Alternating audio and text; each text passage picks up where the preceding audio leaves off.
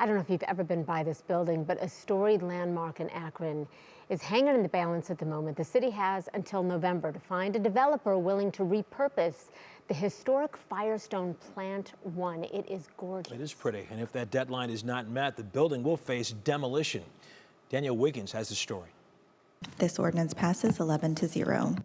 Akron City Council struck a deal this week. They will allow the entire Firestone Plant 1 to be demolished, but only if a viable developer isn't found by November 21st. I don't hear that conviction today or that promise that we're going to go out there and really just put this out there, and then when that deadline comes, it comes. That 60-day window is meant to give the city time to explore adaptive reuse options for the front of the building, including the historic clock tower, while protecting a roughly $5 million state grant that helps cover demolition costs. Commitment here from the administration to council is that we are going to actively attempt to pursue any viable means that we can to make this be redeveloped, but we can't risk the loss of that $5 million.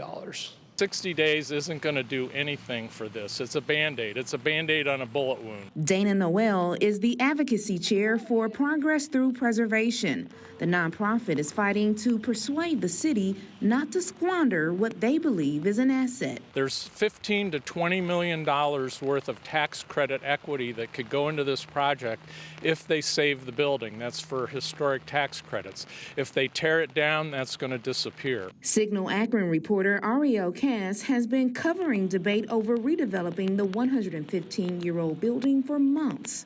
She speaks to the building's significance. Firestone is one of the big rubber and tire companies that helped build Akron, and there are people whose families worked there who remember working there themselves, and they're concerned that if that's torn down, then part of Akron's history, part of Akron in the heyday is lost.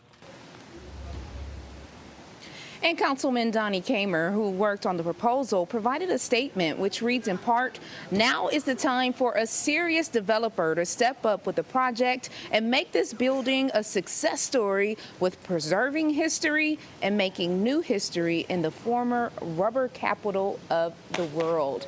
Now, representatives for the city say that any developer will need to provide a concrete plan backed by bonds or other guarantees. So, Christy, to make sure that the city does not lose out on millions of demolition funds. Oh, it's a stunning building. You can just see the potential in it still. Thank you so much, Danielle. Appreciate it.